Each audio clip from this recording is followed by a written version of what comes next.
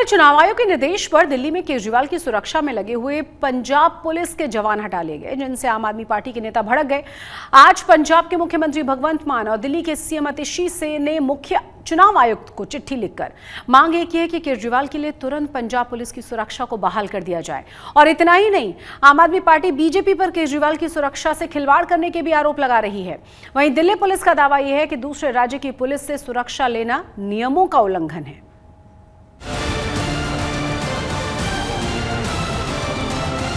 दिल्ली चुनाव में घमासान के बीच अरविंद केजरीवाल की सुरक्षा को लेकर भी सियासी संग्राम शुरू हो गया है।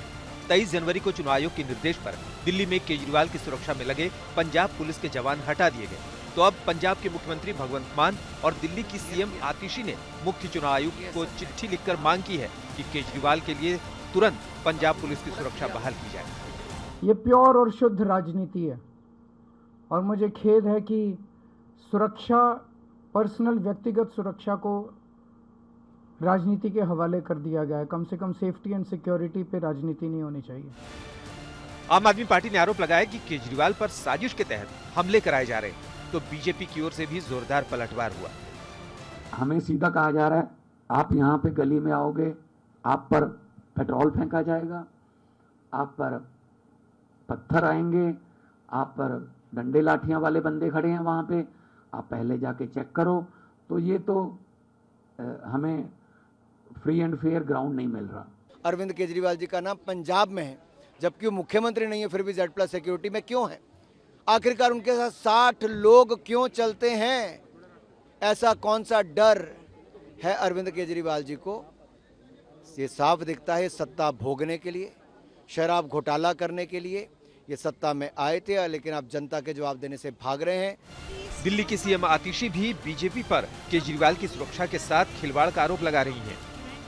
भारतीय जनता पार्टी और दिल्ली पुलिस की इस जुगलबंदी से अरविंद केजरीवाल जी की जान लेने की साजिश हो रही है।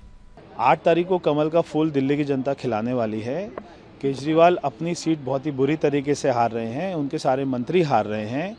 दिल्ली की जनता विकास चाहती है। जब उनको ये बात समझ आ गई है तो वो ये ऐसे उल्टे सीधों को ऐसी उल्टी सीधी बातें लेकर आ रहे हैं जिनसे अभी कुछ नहीं होने वाला।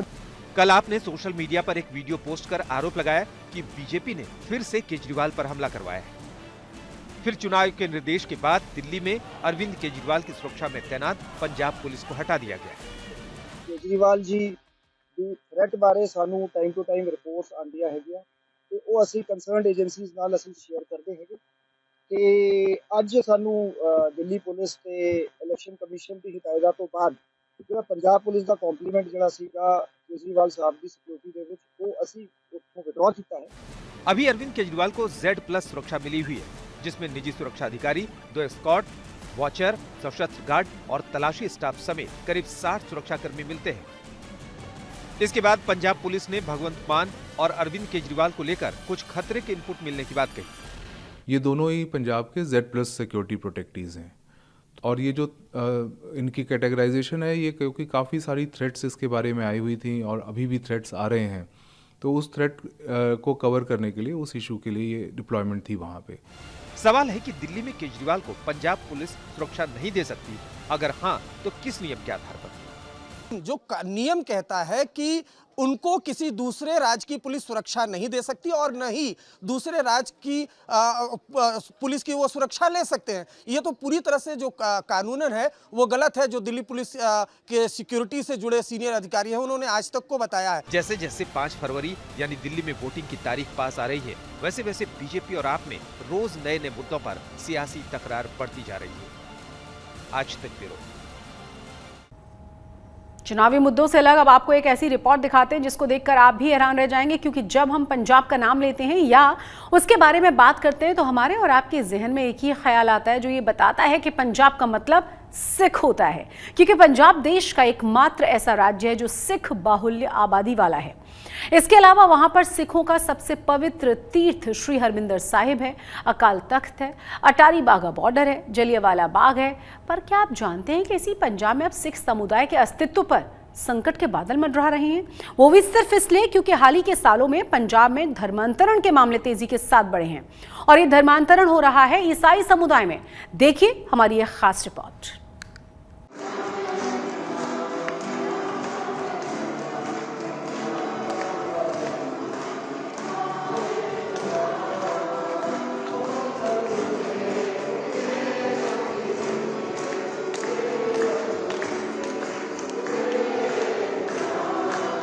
समानता, सामाजिक न्याय, मानवता की सेवा का संदेश देने वाला सिख धर्म आज पंजाब में अपने अस्तित्व को बचाए रखने को लेकर संघर्ष कर रहा है और इसकी सबसे बड़ी वजह है पंजाब में तेजी से बढ़ रहे धर्मांतरण के मामले।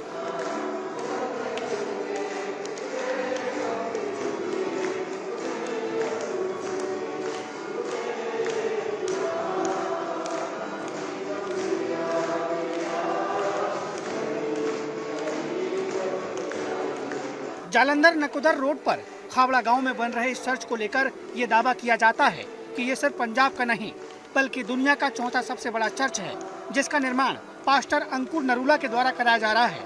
अब ये सोचिए, सिख बाहुल्य वाले पंजाब में अगर दुनिया का चौथा सबसे बड़ा चर्च बन रहा है तो इसके पीछे की सबसे बड़ी वजह क्या है?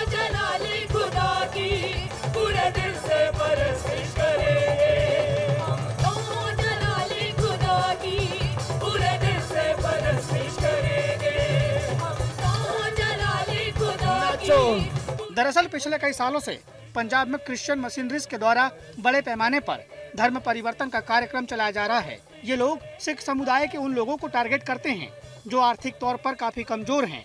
ऐसे में इन मशीनरीज के द्वारा उन लोगों को बेहतर शिक्षा, बेहतर चिकित्सा, आर्थिक मदद जैसी सुविधाओं का लालच दिया जाता है, जिसके बाद ये लोग धर्मांतरण के रास्ते निकल पड़ते हैं।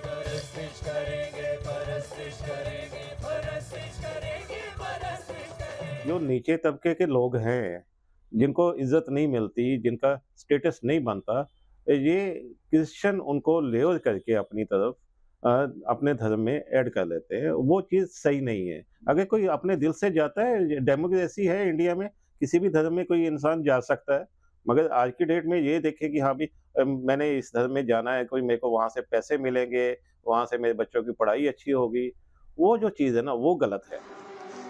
धर्मांतरण को लेकर की गई डॉक्टर रणवीर सिंह की रिसर्च के मुताबिक साल 2024 तक पंजाब में करीब 50 लाख लोग अब तक क्रिश्चियन धर्म को अपना चुके हैं और इन लोगों में सिख, हिंदू और दलित समुदाय के लोग भी शामिल हैं। इस रिसर्च में यह भी पता चलता है कि हाल ही के सालों में धर्मांतरण की घटनाएं काफी तेजी से बढ़ी हैं, क्योंकि पिछले 1.5 से 2 साल में करीब 3.5 लाख लोग पंजाब में अपना धर्म छोड़कर क्रिश्चियन धर्म को अपना चुके हैं। कि अप्रोक्सीमेटली 2024 तक का जो डाटा है, जो माइंड में है, वो तकरीबन 50 लाख के आसपास लोग क्रिश्चियन धर्म ज्वाइन कर चुके हैं, टोटल बन चुके हैं। पॉपुलेशन जो उनकी है क्रिश्चियंस की आज की डेट में अप्रोक्सीमेटली 50 लाख के आसपास। डॉक्टर रणवीर सिंह की रिसर्च से पता चला है कि पंजाब में सबसे ज्यादा धर्मांतरण के मामले गुरदासपुर में हैं। इसके बाद तरनतारन, जालंधर जैसे जिले शामिल हैं, जहां बड़े पैमाने पर धर्मांतरण के मामले बढ़े हैं। साल 2011 में पंजाब में जहां ईसाई समुदाय की आबादी मात्र 2% के करीब थी, वो साल 2024 में बढ़कर 15% के करीब पहुंच गई है। पंजाब में तो 12,000 से ऊपर गांव हैं और हर एक गांव में जाना बड़ा मुश्किल है। मैंने अपने शौक के तौर पे स्टूडेंट्स को हायर किया था, उनको अलग अलग गांव में भेजा, उनको अपनी पॉकेट से ही मैंने पे किया। तो वो जो लेवल मेरे को खुल के आया, तो उसका बहुत ज़्यादा हैरानीजनक नतीजे सामने आए। सबसे ज़्यादा जो चेंजेस थी वो गुरदासपुर में, सेकंड नंबर पे तरनतारन में थी। बॉर्डर बेल्ट जो है हमारे पंजाब का, अमृतसर का बॉर्डर बेल्ट है, और उसमें बहुत ज़्यादा चेंजेस आई। दिल्ली सिख गुरुद्वारा प्रबंधक कमेटी की तरफ से पंजाब में धर्मांतरण के मामलों को रोकने की जिम्मेदारी मनजीत सिंह भोमा को दी गई है। मनजीत सिंह भोमा के मुताबिक पंजाब में धर्म परिवर्तन के बढ़ते मामले चिंता का विषय है और एसजीपीसी को इस मामले को गंभीरता से लेना चाहिए। लेकिन इसकी अब रोकथाम के लिए श्रोमणी गुरुद्वारा प्रबंधक कमेटी, दिल्ली सिख गुरुद्वारा प्रबंधक कमेटी, हरियाणा सिख गुरुद्वारा प्रबंधक कमेटी, सभी को रल मिल के एक उपराला करना चाहिए। जो धर्म परिवर्तन कर रहे हैं हमारे सिख भाई, ਜੋ ਹਿੰਦੂ ਭਾਈ ਵੀ ਧਰਮ ਪਰਿਵਰਤਨ ਕਰ ਰਹੇ ਹਨ ਉਹ ਬੇਹੱਦ ਮੰਦਭਾਗਾ ਤੇ चिंताजनक बात है। सोचने वाली बात तो ये है कि आज जिस पंजाब के बहुत सारे लोग अपना धर्म बेच रहे हैं, उसी पंजाब में जन्म लेने वाले सिखों के 9वें गुरु तेग बहादुर ने धर्म परिवर्तन के खिलाफ अपनी शहादत दे दी थी। लेकिन आज उन्हीं के पंजाब में लोग पैसे और जमीन के लालच में अपना धर्म न सिर्फ बेच रहे हैं बल्कि उन्होंने इसे सेल पर लगा दिया है। अमृतसर से अमित शर्मा के साथ आज तक ब्यूरो।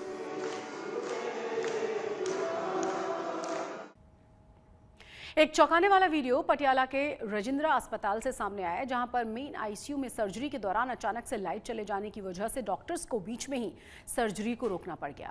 ऑपरेशन कर रही डॉक्टर्स की टीम में से एक ही शख्स ने इस घटना का वीडियो बनाया है, जिसके बाद डॉक्टर्स बता रहे हैं कि पिछले 15 मिनट से आईसीयू में लाइट नहीं है और उसी वजह से सर्जरी रुकी हुई है।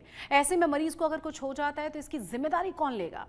पहले आप भी जरा सुन लीजिए इस वीडियो में डॉक्टर्स कह क्या रहे हैं। पहली बार इंसीडेंट नहीं हुआ कि जो रजिंद्रा ਹਸਪਤਾਲ ਦੀ ਮੇਨ ਐਮਰਜੈਂਸੀ ਦੇ ਵਿੱਚ ਲਾਈਟ ਆਈ ਗਈ ਹੈ, ਲਾਈਟ ਜਾਈ ਗਈ ਹੈ ਤੇ ਹੁਣ ਇਸ ਤੇ 15 ਮਿੰਟ ਹੋ ਗਏ ਨੇ, ਵੈਂਟੀ ਵੀ ਬੰਦ ਹੋ ਚੁੱਕਿਆ ਹੈ ਤੇ ਲਾਈਟ ਗਈ ਹੋਈ ਹੈ। ਦੱਸੋ ਅਸੀਂ ਆਪਰੇਟ ਕਿੱਦਾਂ ਕਰੀਏ? ਅਗਰ ਪੇਸ਼ੈਂਟ ਦੀ ਜਾਨ ਨੂੰ ਕੁਝ ਹੁੰਦਾ ਉਹਦੇ ਜ਼ਿੰਮੇਵਾਰ ਕੌਣ ਹੋਣਗੇ? ਡਾਕਟਰ ਹੋਣਗੇ ਕਿ ਜਿਹੜਾ ਇੱਥੇ ਰਿਸਪੌਂਸਿਬਿਲਟੀ ਵਾਲਾ ਉਹ ਜ਼ਿੰਮੇਵਾਰ ਹੋਊਗਾ? ਸਾਰਾ ਸਟਾਫ ਐਂ ਹੀ ਖੜਾ ਪਿਆ, ਵੈਂਟੀ ਬੰਦ ਹੋ ਚੁੱਕਿਆ, ਪੇਸ਼ੈਂਟ ਇੰਟੂਬੇਟਡ ਹੈ, ਪੇਸ਼ੈਂਟ ਦੀ ਸਰਜਰੀ ਚੱਲਦੀ ਪਈ ਤੇ ਲਾਈਟ ਨਹੀਂ ਹੈਗੀ। ਇੱਕ ਐਮਰਜੈਂਸੀ ਮੇਨ ਹੌਟਲਾਈਨ ਜਿਹੜੀ ਹੋਣੀ ਚਾਹੀਦੀ ਉੱਥੇ ਲਾਈਟ नहीं है, ये हाल है। तो देखकर आप अंदाजा लगा सकते हैं कि सरकारी अस्पताल के हाल क्या है और इससे पहले भी कई बार इस अस्पताल से इस तरह की घटनाएं सामने आ चुकी हैं। इस घटना का वीडियो वायरल होने के बाद पंजाब के स्वास्थ्य मंत्री डॉक्टर बलबीर सिंह की तरफ से एक वीडियो जारी किया गया है और इस पूरे मामले पर दी गई है सफाई। लाइट ट्रिप की सी बट जिन्ने ਉਹਦੇ ਚ ਐਮਰਜੈਂਸੀ ਸਿਸਟਮ ਸੀਗੇ ਸਾਡੇ यूपीएस ਵੀ ਕੰਮ ਕਰ ਰਿਹਾ ਸੀ, ਜਨਰੇਟਰ ਨੇ ਵੀ ਕੰਮ ਕੀਤਾ ਔਰ ਲਾਈਟ ਥੋੜੀ ਦੇਰ ਬਾਅਦ ਆ ਗਈ ਸੀ। ਆਪਰੇਸ਼ਨ ਬਿਲਕੁਲ ਠੀਕ ਹੋਇਆ। ਮੇਰੇ ਆਪਰੇਟਿੰਗ ਸਰਜਨ ਦੇ ਨਾਲ ਗੱਲ ਹੋਈ ਹੈ, ਮੈਡੀਕਲ ਸੁਪਰਡੈਂਟ ਦੇ ਨਾਲ ਗੱਲ ਹੋਈ ਹੈ, ਪੇਸ਼ੈਂਟ ਬਿਲਕੁਲ ਨਾਰਮਲ ਆਪਰੇਸ਼ਨ ਹੋਇਆ ਔਰ ਪੇਸ਼ੈਂਟ ਰਿਕਵਰ ਕਰ ਰਿਹਾ। ਉੱਥੇ ਇੱਕ ਯੰਗ ਡਾਕਟਰ ਸੀਗਾ, ਜੂਨੀਅਰ ਡਾਕਟਰ ਸੀਗਾ, ਜਿਹੜਾ ਉਸ ਵੇਲੇ ਘਬਰਾ ਗਿਆ। ਨਾਰਮਲੀ ਜਿਹੜਾ ਡਾਕਟਰ ਦਾ ਰਿਐਕਸ਼ਨ ਹੁੰਦਾ ਕਿ ਉਹ ਕੋਸ਼ਿਸ਼ ਕਰਦਾ ਕਿ ਲਾਈਟ ਕਿਉਂ ਗਈ ਹੈ, ਇਹਦਾ ਕੀ ਅਰੇਂਜਮੈਂਟ ਕਰਨਾ, ਉਹ ਕਿਸੇ ਨੂੰ ਫੋਨ ਕਰੇਗਾ, ਜਨਰੇਟਰ ਵਾਲੇ ਨੂੰ, ਜਾਂ ਦੇਖੇਗਾ ਵੀ ਕੀ ਦਿੱਕਤ ਹੈ। ਬਟ ਉਹ ਇਹ ਸਾਰਾ ਕੁਝ ਕਰਨ ਦੀ ਬਜਾਏ ਉਹ ਵੀਡੀਓ ਬਣਾਉਣ ਲੱਗ ਗਿਆ। ਤੇ ਕੋਈ ਗੱਲ ਨਹੀਂ ਜੀ, ਜਿਹੜੇ ਬੱਚੇ ਆ ਘਬਰਾ ਕੇ ਕਈ ਵਾਰੀ ਗਲਤ ਗੱਲ ਕਰਦੇ ਆ। ਬਾਕੀ ਇਹਦੇ ਬਾਰੇ ਵੀ ਅਸੀਂ ਦੇਖਾਂਗੇ ਵੀ ਇਹ ਕਿਉਂ ਹੈ, ਨਹੀਂ ਹੋਣਾ ਚਾਹੀਦਾ, ਇਹ ਵੀ ਕੋਈ डिसिप्लिन वाली गल नहीं है। चंडीगढ़ के सेक्टर 38 में गुरुवार शाम कुछ कार सवार लोगों ने अपने साथी को छुड़ाने के लिए पुलिस पर फायरिंग कर डाली। दरअसल 26 जनवरी के मद्देनजर कॉलोनी के बाहर पुलिस के द्वारा नाकेबंदी की गई थी और इसके दौरान तेज रफ्तार से आती हुई सफेद रंग की कार पर पुलिस को शक हुआ, जिसे पुलिस के द्वारा रोकने की कोशिश की गई, लेकिन ड्राइवर मौके से कार लेकर भाग गया और कुछ ही दूरी पर वो शख्स कार से उतरने लगा। तभी पुलिस के द्वारा उस शख्स को पकड़ लिया गया। इस दौरान कार ड्राइवर वापस लौटा और साथी को छुड़ाने के लिए कांस्टेबल पर कार चढ़ाने की कोशिश की। इस दौरान आरोपियों के द्वारा पुलिस की टीम पर फायरिंग भी की गई। गनीमत ये रही कि फायरिंग में किसी को चोट नहीं लगी, किसी को गोली नहीं लगी और आरोपी मौके से फरार हो गए। बताया ये जा रहा है कि आरोपी जिस कार में आए थे वो लुधियाना में रहने वाली किसी महिला के नाम पर रजिस्टर्ड है। फिलहाल पुलिस की टीम इस कार मालिक से पूछताछ कर रही है, आरोपियों की तलाश में जुटी हुई है। लुधियाना वो पहुंच चुकी है। अब एक अच्छी खबर है जो पंजाब के मोगा से आई है। मोगा के चुगावा गांव में सरपंच को उसके विकास कार्यों के लिए गणतंत्र दिवस समारोह में विशेष अतिथि के तौर पर आमंत्रित किया गया है। अब ऐसा क्यों हुआ है, हमारी इस खास रिपोर्ट के जरिए जानिए।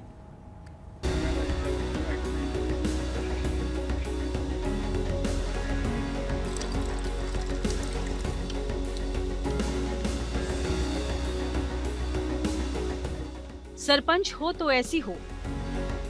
मोगा के चुगावा गांव के सरपंच ने वो कर दिखाया है जो आजकल के बड़े बड़े नामों वाले सांसद और विधायक नहीं कर पाते।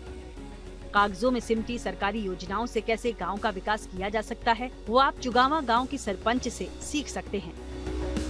जिस योजना को लागू करने के लिए सांसद और विधायकों के पसीने छूट जाते हैं, ऐसी ही कल्याणकारी योजना को लागू कर चुगावा की सरपंच ने मिसाल पेश की है, जिसकी चर्चा पंजाब से लेकर दिल्ली तक हो रही है। चुगावा गांव में पीने के लिए साफ पानी की किल्लत थी। दूषित पानी पीकर लोग बीमारी झेल रहे थे। ऐसे में सरपंच नरिंदर कौर ने अपने गांव को साफ पानी दिलाने का बीड़ा उठाया और आज गांव के हर एक घर में नल लगे हैं। सोचा सी आपदे नगर वाल देख के भी नगर दे विच कई तरह दी बीमारियां फैल रही सी। काला पीलिया हो गया, कैंसर वगैरह दियां वो पानी की प्रॉब्लम करके हो रही सी। ਤੇ ਸਰਪੰਚ ਬਣਨ ਤੋਂ ਬਾਅਦ ਫਿਰ ਆਪਾਂ ਆਪਣਾ ਪ੍ਰਧਾਨ ਮੰਤਰੀ ਨਰਿੰਦਰ ਮੋਦੀ ਜੀ ਦੀ ਜਲ ਜੀਵਨ ਮਿਸ਼ਨ ਉਹਨਾਂ ਨੇ ਇੱਕ ਯੋਜਨਾ ਕੱਢੀ ਸੀ, ਉਹਦੇ ਤਹਿਤ ਫਿਰ ਆਪਾਂ ਇੱਥੇ ਆਪਣੇ ਜਲ ਸਪਲਾਈ ਦੇ ਵਿੱਚ ਵਿਭਾਗ ਵਾਲਿਆਂ ਨਾਲ ਗੱਲਬਾਤ ਕਰਕੇ ਤੇ ਸਾਰੇ ਘਰ ਘਰ ਪਿੰਡ ਦੇ ਵਿੱਚ 400 ਤੋਂ ਉੱਪਰ ਹੈ ਘਰ ਜਿਨ੍ਹਾਂ ਦੇ ਆਪਾਂ ਪਾनी पहुंचता किया। नरेंद्र कौर की ये पहल मुमकिन हो पाई प्रधानमंत्री जल जीवन योजना से। जल सप्लाई एवं सैनिटेशन विभाग की मदद से गांव के 400 घरों में 2 टाइम साफ पानी पीने के लिए मिल रहा है। ये जो जल सप्लाई स्कीम है इसको ना कि सिर्फ एक बेहतरीन तरीके से चलाया, बल्कि इसकी जैसे आप देख रहे हो पार्क बना, एक सुंदरीकरण पे भी, ब्यूटिफिकेशन पे भी बहुत अच्छा इन्होंने काम किया कि आज इसको सिर्फ वाटर सप्लाई के नाम से ही नहीं, यहाँ पे बच्चे मतलब पार्क में खेलते हैं, बुजुर्ग बैठ के अपना एक अच्छा टाइम स्पेंड करते हैं, तो हर घर तक एक साफ़ सुथरा पानी जा रहा है। तो हमारे लिए ये बहुत ही प्राउड वाली बात है कि हमारे इस छोटी सी पंचायत का जो काम है वो हमने केंद्र लेवल तक इसको हाईलाइट कर सके। नरेंद्र कौर ने न सिर्फ पीने के पानी का बंदोबस्त किया है बल्कि गांव की भी सूरत बदल कर रख दी है। इसी काम की बदौलत उन्हें 26 जनवरी को गणतंत्र दिवस समारोह में शामिल होने के लिए बुलाया गया है। मोगा से तन्मय सामंता के साथ आज तक ब्यूरो। आज तक पंजाब में आज के लिए बस इतना ही, लेकिन देश और दुनिया की तमाम बड़ी और अहम खबरों के लिए आप देखते रहिए आज तक।